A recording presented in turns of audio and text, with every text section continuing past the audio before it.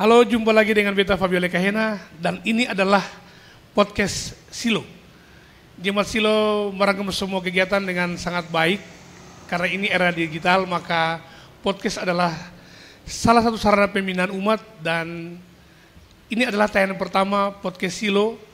Dan hari ini kita akan berbincang-bincang mengenai kecerdasan spiritualitas di tengah-tengah era digital saat ini, era kemajuan globalisasi yang cukup pesat. Dan hadir bersama kita di saat ini Ibu Pendeta Lasri Likumahua, Pendeta Jemaat GPM Silo. Terima kasih Ibu untuk kehadirannya di podcast ini. Dan ini adalah topik yang menarik, dikemas dari subseksi pembinaan keluarga mengenai kecerdasan spiritualitas. Pertanyaan pertama nih Ibu, paling penting bagi kita adalah kenapa ini dibutuhkan saat ini? Kecerdasan spiritualitas atau SQ ini dibutuhkan di era kemajuan zaman yang sangat kompleks ini, Bu. Ya. Shalom semuanya, salam jumpa, salam sejahtera buat kita semua yang boleh mengikuti podcast ini. Terima kasih Bapak Fabio. Pertama-tama sebenarnya berbicara mengenai kecerdasan manusia itu pasti kita sudah tahu ya, secara umum ada itu kecerdasan intelektual, IQ, yang biasanya ada tes-tes IQ seperti itu, kemudian EQ, emosional quotient, ya kecerdasan emosi, dan juga SQ. Dan juga secara psikologi itu bahkan dibagi menjadi 9 kecerdasan manusia. Tetapi saat ini memang kita khusus membahas SQ, spiritual quotient. Ini memang sangat diperlukan ya. Selain yang lainnya juga menjadi bagian dari kehidupan manusia, tidak bisa disangkali. Karena berbicara tentang moral, spiritualitas itu di atas yang lainnya. Dalam hal ini adalah sesuatu yang sangat diperlukan. Seseorang boleh pintar, tetapi kalau dia tidak memiliki kecerdasan spiritualitas yang baik, orang akan bisa menggunakan ilmunya untuk hal-hal yang negatif. Apalagi sekarang di tengah-tengah dunia dengan kemajuan teknologi yang makin pesat seperti ini, orang makin memiliki sifat individualistik. Orang cenderung untuk memperhatikan dirinya lebih daripada orang lain. Apalagi dunia gadget Ibu yang dekat jadi jauh. Yang dekat jadi jauh. Yang jauh jadi dekat. Jadi dekat. Seperti itu. Mungkin itu dulu. Jadi memang ini juga berhubungan dengan mental perilaku ya. Kita tepat. Sampai bagaimana soal kita melakukan aktivitas religi kita kepada Tuhan. Orang kemudian menganggap gampang-gampang saja, Alkitab sudah di handphone, ibadah sudah live streaming, Tapi kemudian apakah benar Alkitab di handphone itu digunakan untuk membaca atau tidak? Sebaliknya apakah live streaming itu kita hanya asal-asal ya, misalnya Ibu, karena ini ibadah, yang penting kita ikutlah, mau mandi kah, sengkah, mau sikat gigi atau sengkah, yang penting lihat, apakah itu bagian dari spiritual question? Ya, tentu saja itu. Sesuatu yang ada di dalam diri manusia itu akan tercermin di dalam perilaku. Jadi kalau contoh yang Bapak Fabio tadi sebutkan itu, kita bisa menilai seberapa kualitas diri manusia. Jadi kalau spiritualitasnya masih rendah, orang akan menganggap tidak terlalu penting ibadah. Sehingga kalau dilakukan secara live streaming memang tadi, mau pakai baju apa sesuka hati, duduk di mana, bisa sambil makan, makan kacang kayak ngobrol. Seperti itu. Jadi justru kita menganggap semuanya gampang dengan kita menghilangkan esensi nilai-nilai spiritualitasnya, Ibu ya. Nah, kira-kira sebenarnya menurut Ibu apa yang mesti dilakukan oleh gereja ya, khususnya dalam konteks ruang lingkup bina keluarga ya, untuk kita meningkatkan lagi kecerdasan spiritualitasnya. Kita kan tahu nih Ibu, di GPM ini katong ibadah dari hari Minggu sampai ke Minggu. Hari Minggu gereja, ada Senin ada tunas, Selasa laki-laki, Rabu perempuan, Kamis angkatan muda, Jumat unit.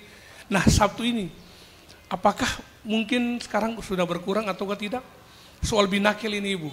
Makanya menurut Ibu peran keluarga seperti apa untuk terus kita menguatkan SKI ini? Ya, sebenarnya kita harus jujur akui ya, GPM sudah menggerakkan Bina Keluarga itu dari dulu, sudah lama sekali. Tetapi tidak semua orang yang memberi respon dengan baik, dengan benar, sehingga di tiap-tiap keluarga itu, kalau di kampung-kampung tuh Akang Pung lonceng ada untuk Binakel. Jadi sebenarnya tanpa lonceng saja dong sudah tahu, oh ini sejam per katong mau ibadah. Tetapi kalau di kota kayaknya sing pakai lonceng lain sama dengan silo sing ada pakai lonceng lain.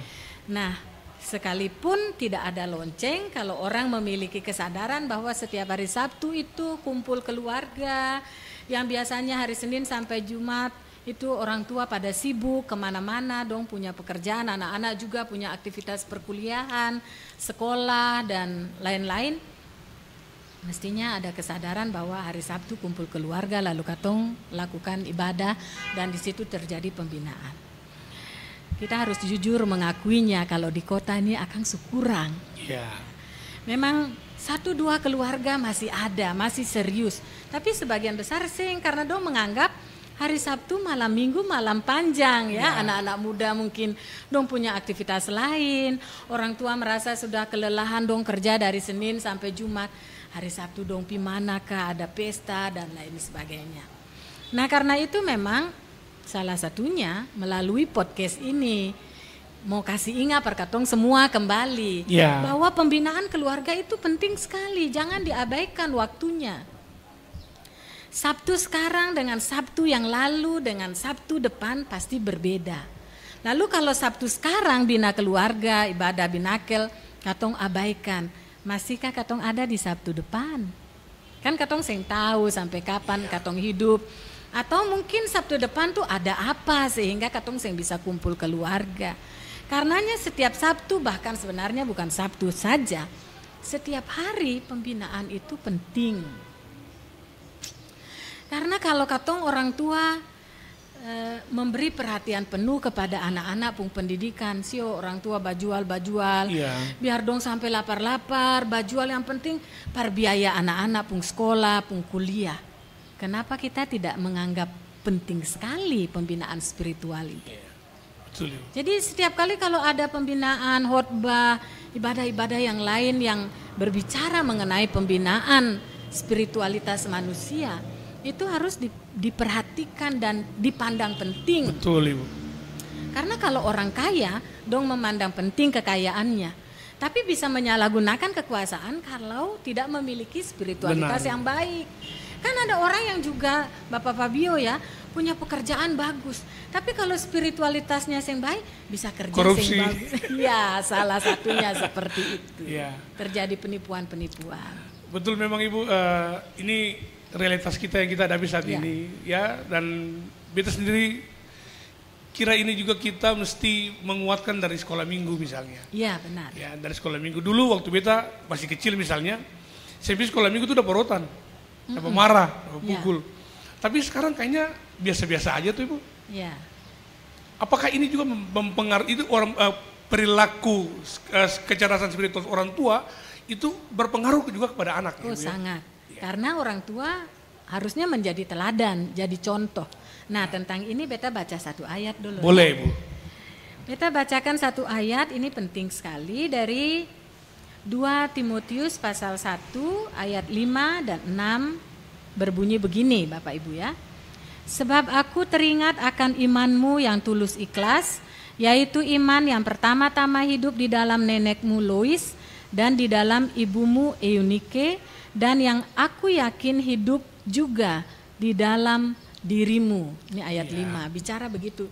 Ini tulisan Paulus kepada Timotius. Jadi yang Bapak Fabio tadi sebutkan bahwa pembinaan pengaruh orang tua terhadap anak-anak penting sekali.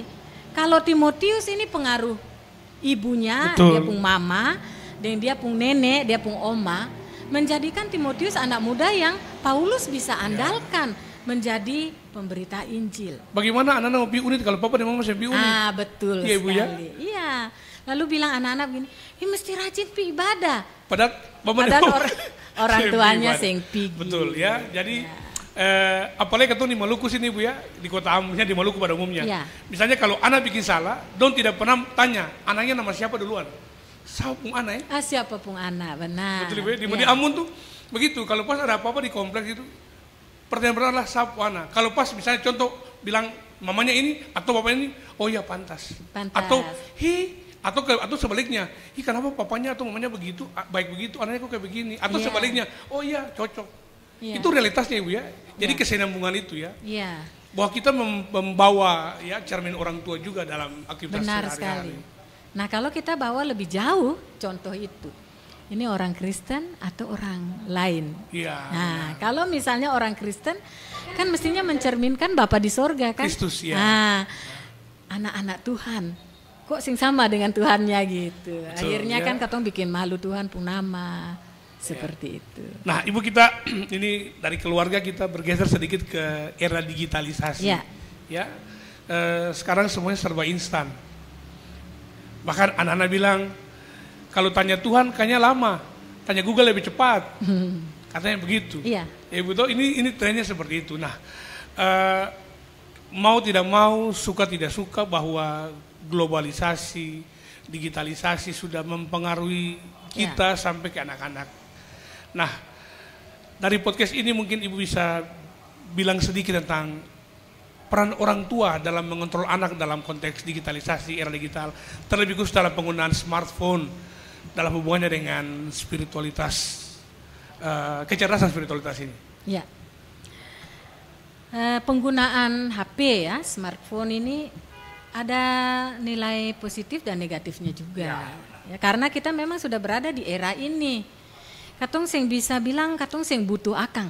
Iya. Karena di sekolah cari tugas, ya kerjakan PR, dan di perkuliahan juga sangat penting. Komunikasi dengan siapapun dalam pekerjaan kalau sing ada HP, katong kayak kehilangan arah begitu karena katong sing dapat informasi. Tapi kalau kita juga tidak mengontrol anak-anak dalam penggunaan HP itu juga keliru. Iya. Sebab anak-anak kita sekarang ini memang dong lahir di dunia ini. Ya. Orang tua yang tahu buka ini, yang tahu bikin HP itu bagaimana, tanya per anak kecil ini. Nyong bikin akang dulu bagaimana? Bahkan Mama? Orang tua beli handphone lebih mahal ke anak-anak daripada yang orang tua pakai. Iya, karena memang penggunaannya juga penting untuk anak-anak. Tapi karena memang dong lahir di dunia digital ini, mau tidak mau dong pegang ini terus. Iya. Kalau pi mana-mana yang lain lupa dong sing perlu ambil. Tapi kalau HP lupa, dong mesti balik ambil apapun itu. Kadang-kadang orang tua mau mendiamkan anak karena orang tua kerja supaya anak ini jangan bikin repot orang tua, tinggal tanya ini, tanya itu. Sudah main HP saja. Betul. Nah, seperti itu. Padahal dampaknya buruk. Iya. Jadi benar sekali katong harus kontrol tontonan apa yang sedang ditonton oleh katong pung anak. Apa yang sedang dibuka oleh anak. Karena melalui HP orang bisa parlen, "Ma, beta ada di sini," atau OTW sama dengan iklan itu. Padahal ada belum bikin apa-apa, su bilang OTW. Jadi memang kontrol itu penting. HP itu penting, bagus untuk anak-anak. Tapi kalau tidak dikontrol, katong mau kontrol anak-anak juga kalau orang tua bilang jangan tinggal main HP terus, orang tua tinggal pegang HP, belum bikin apa-apa saja orang tua su pegang HP. Jadi memang kembali kepada diri kita sendiri, orang tua terutama. Ya ini memang menarik. Ibu ini mungkin Ibu bisa sharing sedikit di podcast ini. Mungkinkah Ibu pernah mendapatkan masalah-masalah terkait dengan yang sangat spesifik untuk masalah SKI ini dalam konteks keluarga yang Ibu hadapi, pernah melakukan pembinaan misalnya ada kasus apa gitu sehingga itu perlu ditangani? Banyak sih sebenarnya. Ya. Tapi terkait dengan penggunaan smartphone ini sampai anak-anak itu sakit dan bahkan sampai ada yang meninggal. Ya. Karena dia menggunakannya sampai sing ada batas waktu. Orang tua bangga begini bilang, beta pun anak-anak nih atau anak nih sing keluar-keluar kamar, sing keluar sama dong tupi di jalan-jalan lah, dudu nongkrong, minum dan sebagainya. Beta pun anak nih di dalam kamar sah.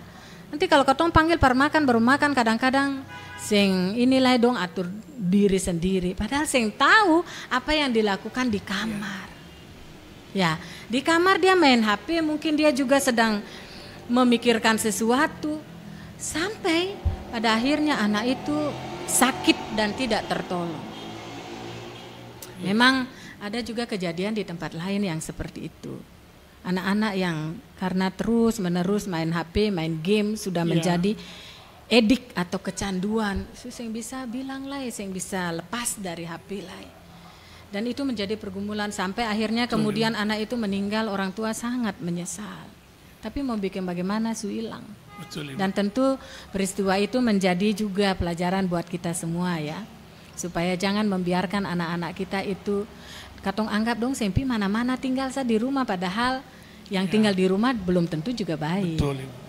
Karena ya spirit kita juga adalah bersosialisasi dengan orang lain. Iya benar. Nah dalam hubungannya dengan pelayanan Ibu, pelayanan kita kira juga kita sebagai pelayan baik itu pelayan khusus maupun yang lainnya, kita perlu meningkatkan kecerdasan spiritualitas ini. Sangat penting. Terlebih khusus dalam aktivitas-aktivitas kita, dalam pelayanan bergereja, dalam sebagai barang-barang pembantu dan lainnya. Ya karena memang terbukti tuh Ibu tuh. Misalnya contoh nih, satu panitia lantik 50 yang kerja 20 yang kerja. Padahal waktu lantik ini rame-rame nih.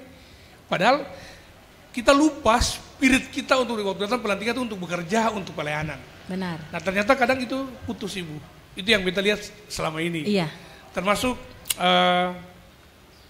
aktivitas-aktivitas yang lain kita mudah sekali awal-awalnya rajin, tiba-tiba berkurang. Itu sebenarnya apa yang mempengaruhi Ibu? Sebenarnya itu dari nilai diri manusia itu sendiri. Beta mau bilang begini, orang yang baik, orang dewasa yang baik ya, itu bukan tiba-tiba dia baik pada saat itu. Karena memang dia sudah terdidik baik dari kecil.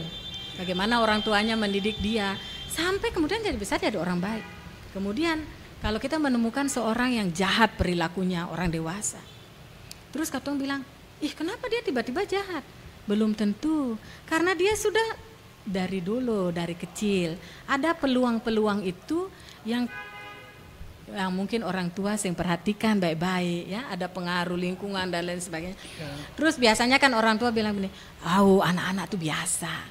Nah biasa yang sing baik ini terus menerus menumpuk jadinya sampai dia besar dia jadi berperilaku tidak baik. Ya akumulasi ketika dia besar. Jadi kalau kita menemukan orang-orang dewasa yang cuek, yang malas, yang sing perlu walaupun dia sudah dilantik seperti Bapak Fabio katakan tadi itu. Karena memang dari dulu dia sudah terbiasa. Orang tua misalnya, lingkungan memberi ruang dia seperti itu. Sudah siapa apa, anak-anak muda tuh biasa gitu. Akhirnya dia merasa yang dilakukan itu benar. Karena dia tidak ditegur, tidak dinasihati, tidak diingatkan. Jadi kalau dia sing melakukan pekerjaan, sing bertanggung jawab dia biasa saja gitu.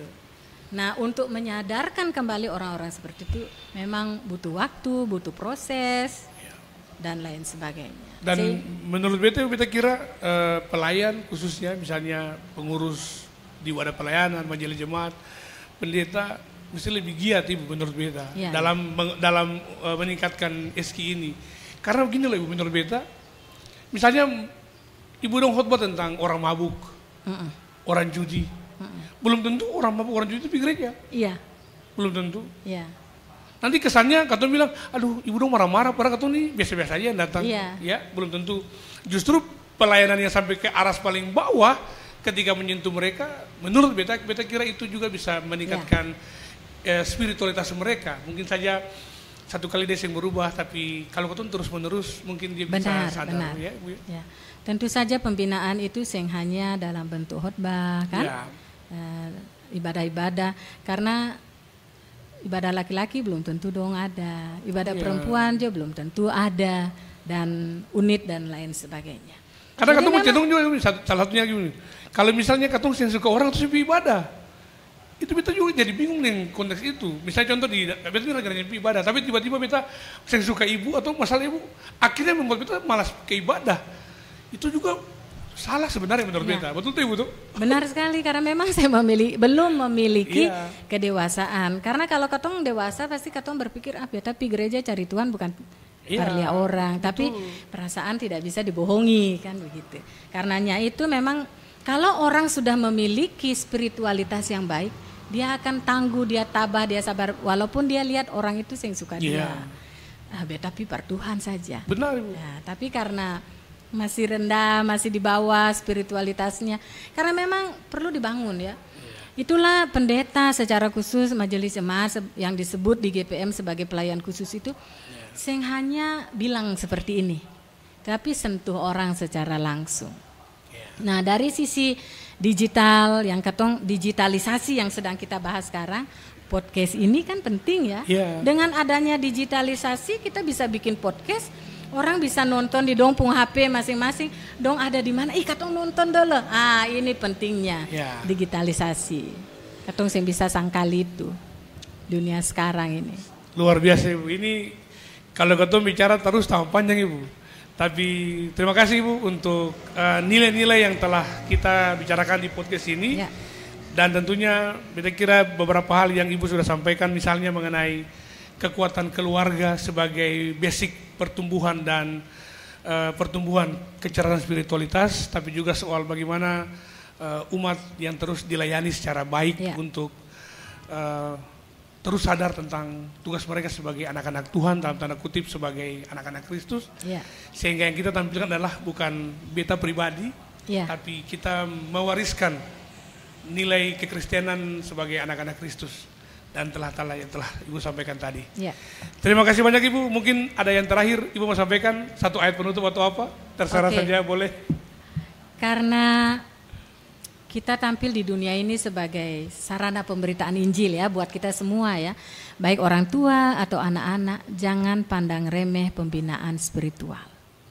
Jadi kalau setiap hari baru itu ada kesempatan bagi kita untuk hidup, anggap itu sebagai hari yang terakhir. Sehingga kita pasti memaksimalkan apapun yang dapat kita lakukan. Supaya kalau pada waktunya katong selesai, katong bersyukur dan kita sudah siap. Karena kita adalah milik Tuhan. Tetap berjuang, itu saja. Terima kasih Ibu Lasri untuk podcast kita di hari ini. Bagaimana for semua yang sudah saksikan. Sampai berjumpa di Silo Podcast yang lainnya. Beta Fabiola Kahena pamit.